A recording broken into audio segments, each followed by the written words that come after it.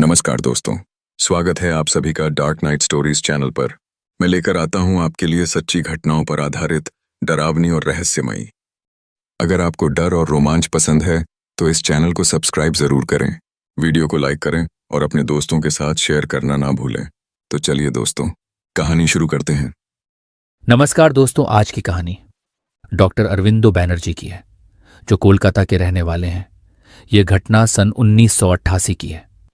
Doctor Banerjee Kolkata के सबसे जाने माने मनोचिकित्सकों में से एक थे। उनका क्लिनिक मानसिक सहाय शहर के व्यस्त न्यू मार्केट के पास था। डॉक्टर बैनर्जी कोलकाता का जाना माना नाम था। दूर दूर से लोग उनके पास इलाज कराने आते थे। मरीज, पत्रकार और कई बार टीवी चैनलों के कार्यक्रमों में बुलाए जाने के कारण उनका नाम धीरे धीरे एक ब्रांड बन चुका था। लोग उन्हें विश्वास से देखते क्योंकि आनंदो शांत, समझदार और हर तरह के मानसिक संकट को तार्किकता से देख लेने वाले डॉक्टर थे। एक शाम क्लिनिक बंद होने का समय होने वाला था। तभी अचानक टेबल पर रखा टेलीफोन बज उठा। डॉक्टर साहब, मेरी बेटी की तबीयत ठीक नहीं है। मैं पिछले 1 महीने से इसको कई डॉक्टरों को दिखा चुका हूं, पर मेरी बेटी को कोई फायदा नहीं हो रहा। दिन पर दिन उसकी हरकतें अजीब सी होती जा रही हैं। वो घर से निकलकर भागना चाहती है, खुद को चोट पहुंचाती है। हम बहुत परेशान हैं। आप हमारी मदद कीजिए। आप कौन हैं और आप कहां से बोल रहे हैं? मैं विकास मुखर्जी बोल रहा हूं, दार्जिलिंग से। डॉक्टर साहब, आपसे हाथ जोड़कर विनती है, कृपया आप आ जाइए दार्जिलिंग। मेरी बेटी अनुष्का ठीक नहीं है। विकास जी, मैं आपकी बात समझता हूं, लेकिन मैं रोज का कार्यक्रम और अपने मरीजों को छोड़कर दार्जिलिंग नहीं आ सकता। आप उसे कोलकाता लाने की कोशिश कीजिए। डॉक्टर साहब, कृपया आप दार्जिलिंग आ जाइए। मैं पिछले 3 दिनों से यही कोशिश कर रहा हूं, पर जब भी हम जाने को तैयार होते हैं तो वह खुद को चोट पहुंचा लेती है। कभी अपने हाथ को चाकू से काट लेती है, कभी अपना सर दीवार में दे मारती है। डॉक्टर साहब, हमें डर लग रहा है। अगर हमने ज्यादा जबरदस्ती करी तो कहीं वह अपने आप को चोट ना पहुंचा ले। कृपया आप दार्जिलिंग आ जाइए। मैं आपको मुंह मांगी फीस देने को तैयार हूं। ठीक है विकास जी, मैं दार्जिलिंग आता हूं। धन्यवाद डॉक्टर साहब। सुबह 9 बजे आपके घर गाड़ी पहुंच जाएगी। आप गाड़ी से दार्जिलिंग आ जाइए। अगले सुबह 9 बजे कोलकाता की भीगी गलियों में एक पुरानी महिंद्रा जीप ने डॉक्टर आनंदो के बंगले के सामने आके रुकी। तभी डॉक्टर आनंदो के असिस्टेंट विनीत सेन ने कहा, डॉक्टर साहब, गाड़ी आ गई है। जो ड्राइवर गाड़ी लेकर आया था उसका नाम शंभूदा था। एक चुप रहने वाला पर पहाड़ी रास्तों का अनुभव रखता था। विनीत ने बोला, सर, मैंने आपका बैग और सारा सामान गाड़ी में रखवा दिया है। ठीक है। फिर गाड़ी दार्जिलिंग की तरफ निकल पड़ी। कोलकाता की भीड़ भाड़ पीछे छूटती चली गई। धीरे धीरे बैग उड़ा सिलीगुड़ी की ओर रास्ता खुला। बाहर बारिश का मौसम बना रहा, कभी हल्की बूंदें, कभी झमाझम पानी। मौसम काफी सुहावना था। सफर में शंभूदा ने बताया, साहब, सब कुछ ठीक चल रहा था, पर पिछले 1 महीने से अनुष्का मेम साहब की तबीयत ठीक नहीं है। मैंने तो साहब को बोला था कि अनुष्का मेम साहब पर कोई भूत का चक्कर है। डॉक्टर बैनर्जी और विनीत थोड़ा सा मुस्कुराए और सफर धीरे धीरे यूं ही चलता रहा। जब वे दार्जिलिंग पहुंचे तो हवा में चाय की खुशबू और नमी के साथ साथ कुछ पुरानी यादों की गंध भी थी। विकास मुखर्जी का बड़ा सा पारिवारिक घर शहर के किनारे पर था। लकड़ी की खिड़कियां, बारीक नक्काशी और एक छोटा सा बरामदा जहां से पर्वत का एक मुंह दिखाई देता था। विकास ने उनका स्वागत किया। चेहरे पर चिंता की गहरी रेखाएं थीं। घर में थे विकास की पत्नी सीमा, छोटे भाई और कुछ रिश्तेदार। और अपने कमरे में बिस्तर पर लेटी थी अनुष्का, उनकी बेटी, जो 20 वर्ष के लगभग लगती थी। अनुष्का की आंखें थकी हुई थीं, बाल बिखरे हुए, और उसके हाथ पर हल्की सी पड़ी हुई जख्म की पट्टियां थीं, जैसे किसी ने उसे खुद ही चोट पहुंचाने से रोकने की कोशिश की हो। डॉक्टर ने सबसे पहले विकास से बातें की। उनके शब्दों में वही भय झलक रहा था जो उस रात की कॉल में था। विकास ने बताया कि अनुष्का पहले ठीक थी, पर पिछले 1 महीने रातों को चिल्लाती, अपने आप को चोट पहुंचाती और अक्सर लोगों से बोलना बंद कर देती। अनुष्का, मैं डॉक्टर आनंदो हूं। क्या मैं तुम्हें थोड़ा चेक कर सकता हूं? बस कुछ सवाल और कुछ जांच, तब मैं तुमको बेहतर समझ पाऊंगा। मैं ठीक हूँ डॉक्टर साहब, मुझे कुछ नहीं है। डॉक्टर ने उसे डिटेल्स से छानबीन कर परीक्षा की, न्यूरोलॉजिकल टेस्ट, कुछ बेसिक सांस और दिल की दर देखी और आंखों की पिंक रिफ्लेक्स चेक की। जैविक तौर पर सब कुछ ठंडा लगा, कोई स्पष्ट न्यूरोलॉजिकल समस्या नहीं दिखी, पर मनोवैज्ञानिक स्तर पर अनुष्का का व्यवहार असामान्य था। वह बार बार अचानक स्तब्ध हो जाती, किसी अदृश्य चीज को देखती और अचानक चिल्लाकर कहती, यहाँ मत आओ, तुम यहाँ कुछ नहीं कर सकोगी, मैं ठीक हूँ। रात पहुंचते पहुंचते घर में एक अजीब सी चुप्पी आ गई। सभी ने रात को दरवाजे लॉक करके सोचा कि शायद कुछ सुकून मिल जाएगा, पर आधी रात को अनुष्का की चीखें फिर उठी। एक ऐसी चीख जो लगती थी जैसे किसी का दर्द और किसी का फरमान दोनों एक साथ हों।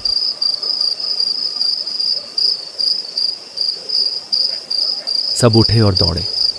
अनुष्का छत की तरफ भागी और उसकी आवाज बदल गई। तू यहाँ से चला जा डॉक्टर, ये मेरी है, मैं इसे नहीं छोड़ूंगी। घर वाले चकित और भयभीत थे। विकास एकदम से टूट गया। डॉक्टर साहब, यही चल रहा है पिछले 1 महीने से।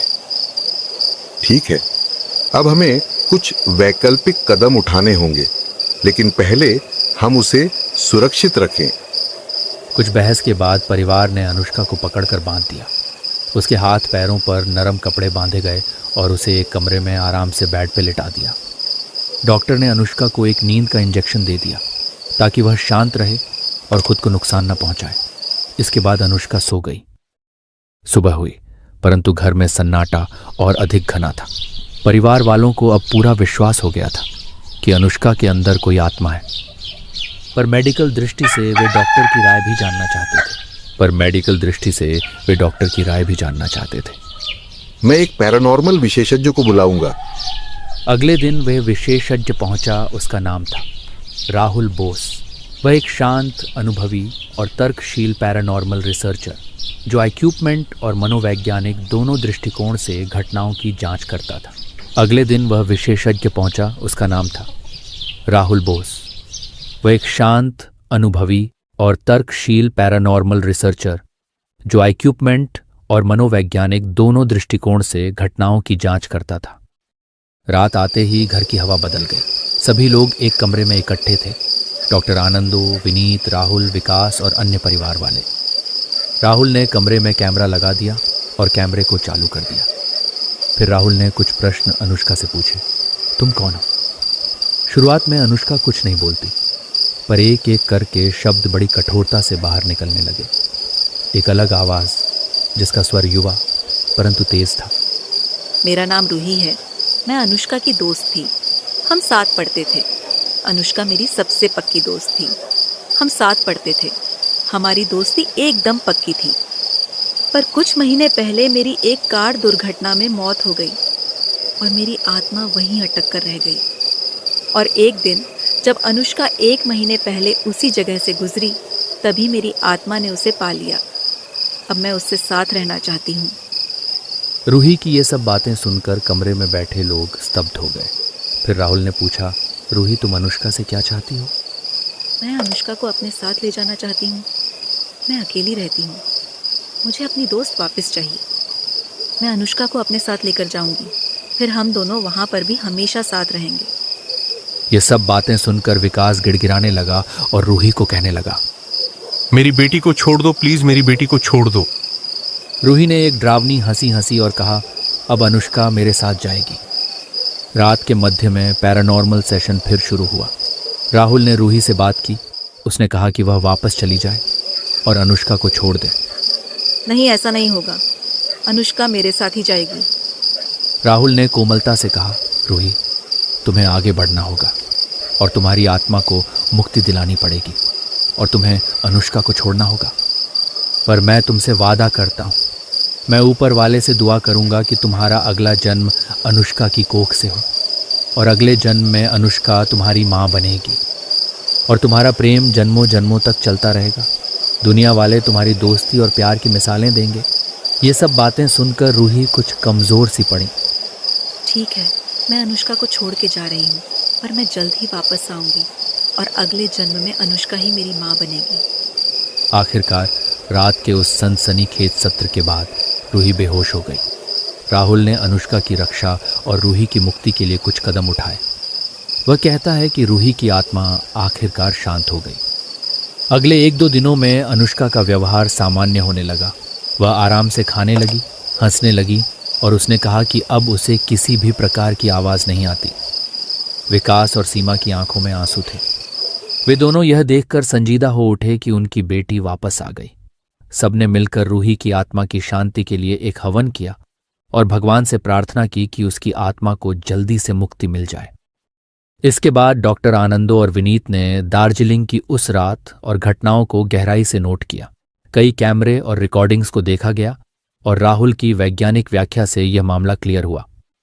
इन सब बातों के 2-3 दिन बाद डॉक्टर बैनर्जी, विनीत और राहुल वापस कोलकाता आ गए। ऐसे ही 5 साल बीत गए।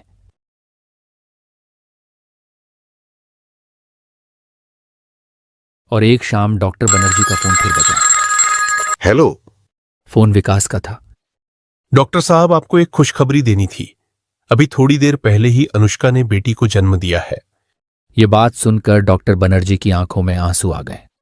डॉक्टर बैनर्जी ने विकास को बधाई दी और जल्दी दार्जिलिंग आने का वादा करके फोन रख दिया। डॉ बनर्जी ने विनीत को बताया कि अनुष्का ने एक बेटी को जन्म दिया है। यह सुनकर विनीत भी बहुत खुश हुआ और बोला, डॉक्टर साहब, वह जरूर रूही ही होगी। प्रकृति ने अपना वादा पूरा किया। जो वादा हम लोगों ने रूही की आत्मा से किया था, वो प्रकृति ने पूरा कर दिया। इस तरह प्रेम और मित्रता की एक अद्भुत कहानी समाप्त हुई। रूही और अनुष्का की दोस्ती जन्मों जन्मों तक चलने वाली थी। अब रूही अनुष्का की बेटी के रूप में इस दुनिया में आई थी।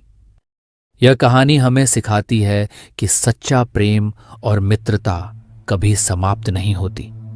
ये जन्म से जन्म तक चलती रहती है और प्रकृति हमेशा अपना वादा निभाती है। डॉक्टर आनंदो बैनर्जी की यह कहानी आज भी लोगों के दिलों में प्रेम और आत्मिक शक्ति पर विश्वास जगाती है। कुछ रिश्ते मौत से भी बड़े होते हैं। ये थी डॉक्टर आनंदो बैनर्जी और रूही अनुष्का की अद्भुत कहानी। धन्यवाद दोस्तों इस वीडियो को देखने के लिए। अगर आपके पास भी कोई सच्ची डरावनी घटना है, चाहे वह आपके साथ घटी हो या आपके किसी जानने वाले के साथ, तो कृपया उसे हमारे साथ जरूर साझा करें। आप अपनी कहानी मुझे ईमेल के माध्यम से भेज सकते हैं। ईमेल आईडी आपको इस वीडियो के डिस्क्रिप्शन में मिल जाएगी। क्या पता अगली कहानी आपकी भेजी हुई हो। तो चलिए दोस्तों, मिलते हैं एक और डरावनी कहानी में। तब तक के लिए शुभ रात्रि।